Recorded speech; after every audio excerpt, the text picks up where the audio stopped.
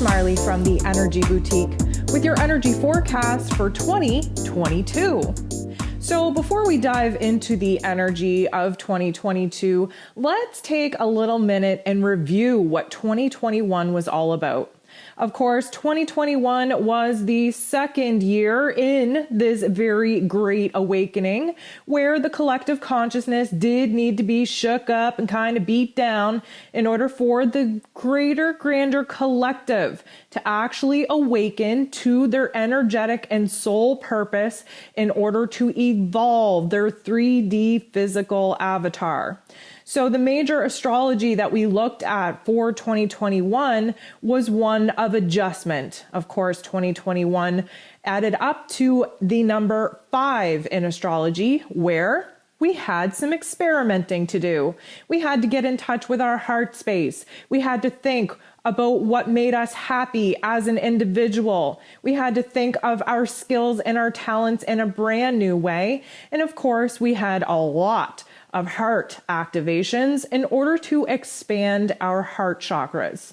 That adjustment period was definitely reinforced by the 3 different squares that Saturn and Uranus did over the course of the year. Of course, we just had our third and final interaction of these 2 planetary bodies on December 24th. The whole energy of Saturn, again, the Lord of Karma, ruling over our roles and responsibilities in Aquarius, definitely highlighted where it is that we had to do our work in order to be socially responsible to the greater, grander collective. And of course, that definitely conflicted with that number 5 energy of focusing in on what makes us happy as an individual. We have the Aquarian energy, of course, representing the collective. We have the Leo energy connected to the number 5 and the heart chakra. That is very much the individual. We've definitely been put in some positions where we had to balance the scale between what is best for us as the individual and what is best for the collective, really kind of redefining our social obligations. And of course, that Uranian energy, the great awakener himself, being in Taurus for the last couple of years, has definitely shook up our physical realm. Not only had Mother Earth, Gaia herself, awakened once Uranus moved into Taurus, but this whole time of this Uranian energy is meant to shake up our foundations, our routines, our relationships, our inner self. This whole Saturn and Uranus dance that we've been doing throughout 2021 has been about Saturn, of course, trying to put on the rules, put on the restrictions, especially coming from the bigger systems like government. And then, of course, you had the Uranian energy really fight back. We want to free ourselves. We want independence. We want to liberate ourselves from these confines, from these restrictions. So we've seen Saturn and Uranus do this very interesting back and forth dance multiple times as we kind of get to learn about ourselves, as particular timelines and storylines and contracts collapsed. We had to get used to experimenting with what was going to work for us. So coming into 2022, we are in the vibration of number 6. 222 equals 6. When we take a look at what the number 6 represents for us, it's time to build. It's time to create. We just had a year of experimenting, of dabbling into what makes us happy, what we need to do inside of ourselves, inside of our own realms to create happiness and joy, regardless of what's going on in the collective, in the greater, grander scale of things.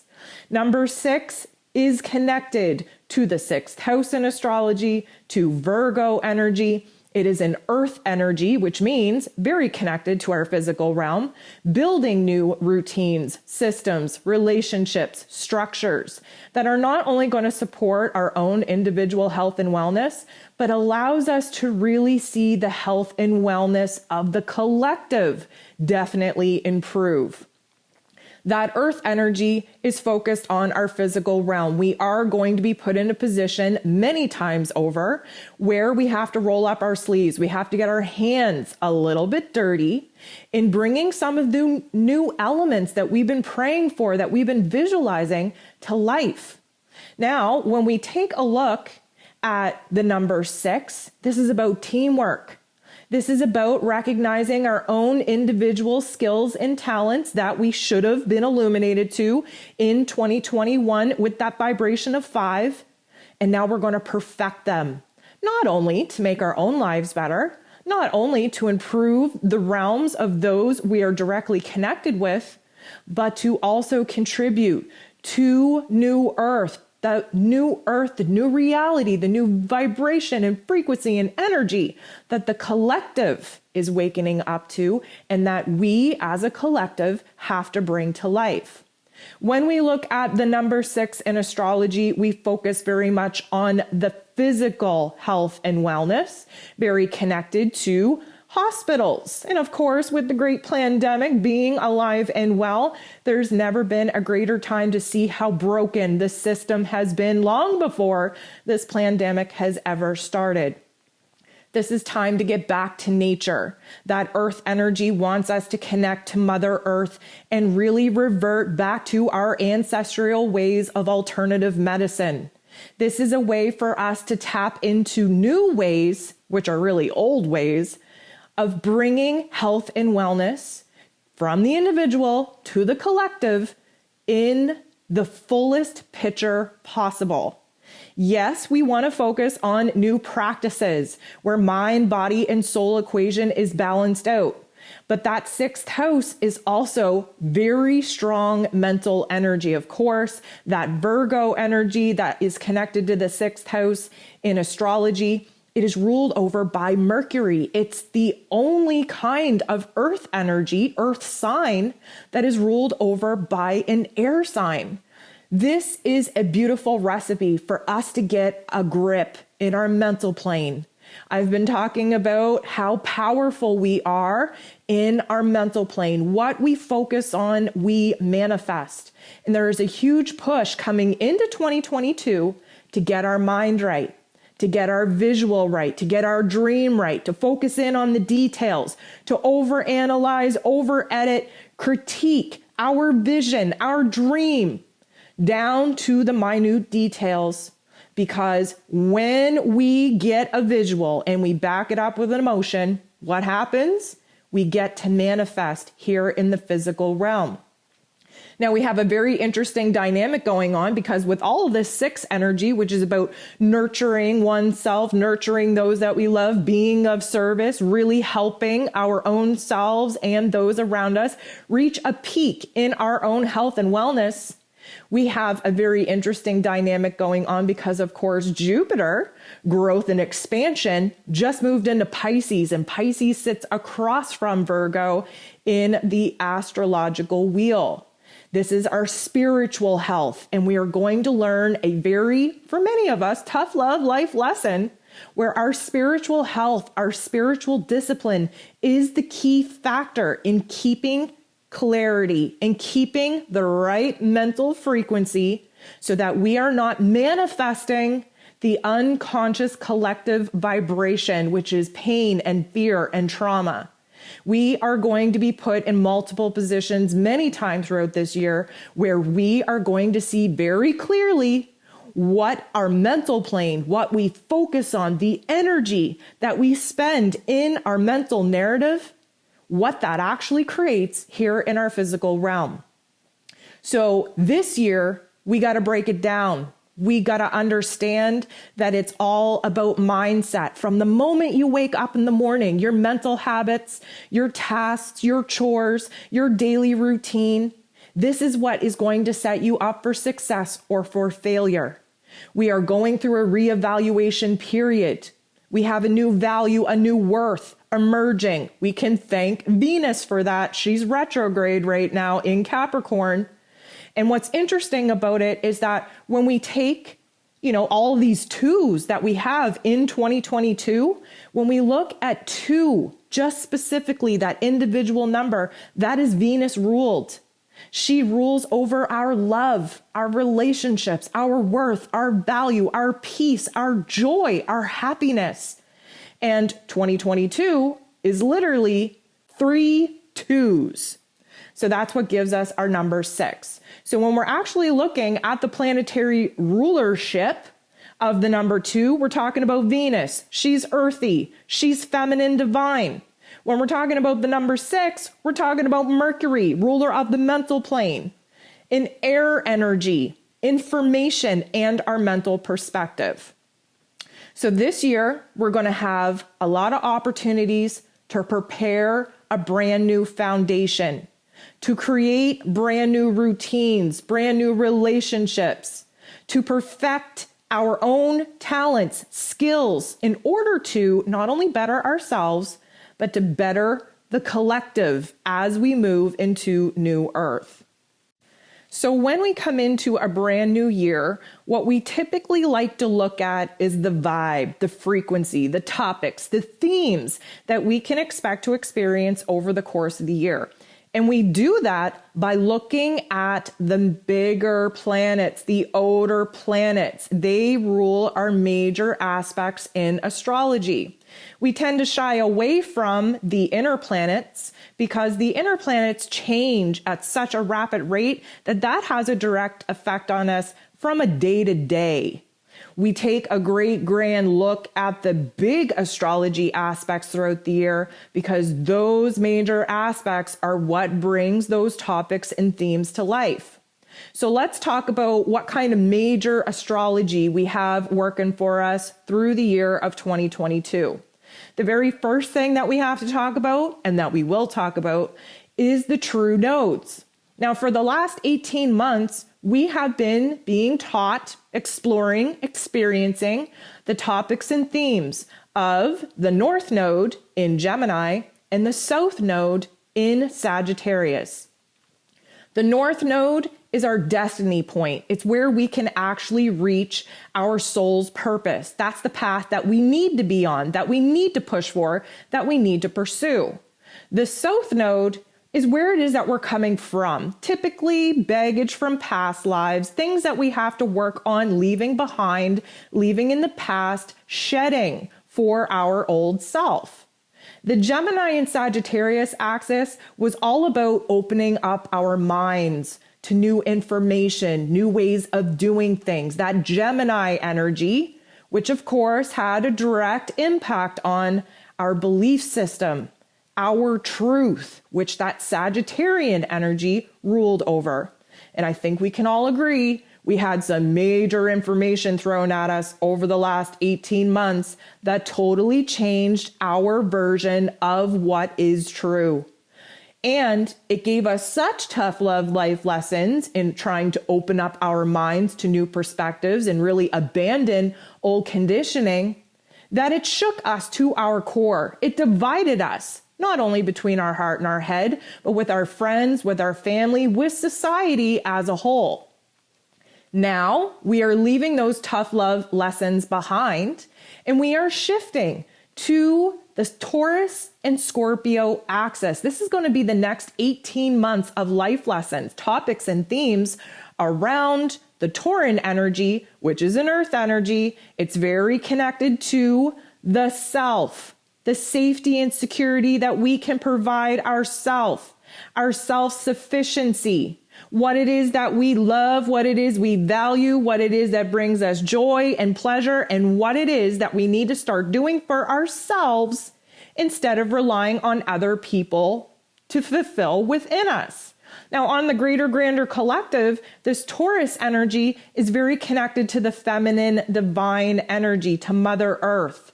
So, of course, we're going to have many life lessons over the next 18 months that have to do with the environment, with climate change, with money, currency, with how it is that we feed ourselves, agriculture.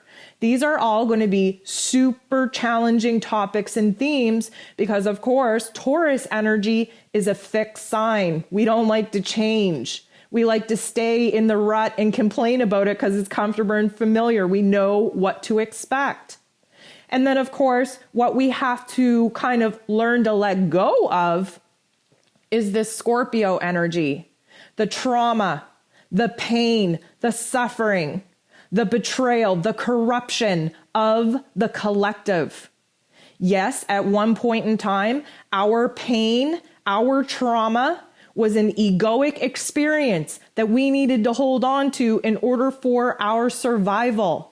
But now we're at a point, especially as we are kind of creating new earth, where we're recognizing we gotta let this stuff go. We gotta lighten the load a little bit. And that means dropping those emotional baggages, those emotional suitcases that we've been kind of dragging along each incarnation, each lifetime, from all the generational trauma, all the collective trauma.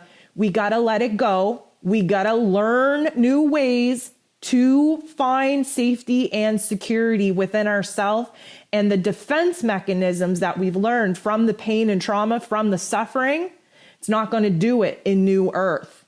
So we're definitely going to have to talk about the Taurus and Scorpio energy. That means that all of the eclipses, both lunar and solar eclipses that we're going to experience for the next 18 months, are going to be either in Tauran energy or Scorpio energy. Again, illuminating a huge release with the lunar energy and a huge welcoming in of new energy with the solar eclipse energy that we are going to get to experience, 6 or 7 different events from now until the nodes shift once again after our 18 months of tough love life lessons are complete. So Jupiter and Neptune are going to kind of be the main focus for 2022. Jupiter, of course, is growth, is expansion, is confidence, is optimism, is belief, blessings, what is possible.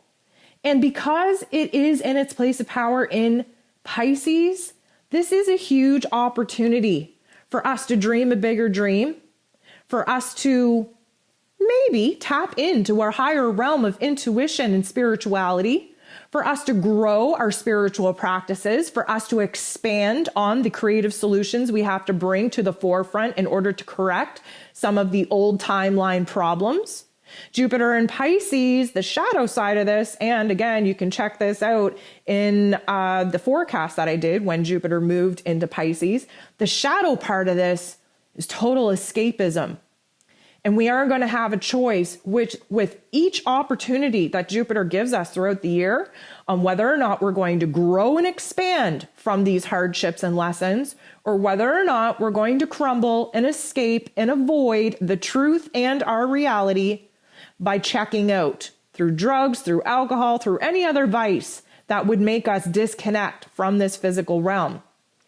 Now, Neptune is in Pisces as well. Neptune's place of power. Neptune is all about dreams, also about illusions, all about dreams and creativity and visions and spiritual work. And let me tell you, Jupiter and Neptune, they conjunct, they come together on April 12th, which is going to be absolutely fascinating. It's going to be super interesting to see how the collective responds to some of the situations that will definitely be rooted in around this particular time frame. And Jupiter and Neptune conjunct with one another, this is the very beginning of a 12-year cycle that puts us in a great position to have empathy and compassion and hope and faith in what is possible when we all come together as the collective, when we definitely face the shadow parts of what it is that humanity's created together.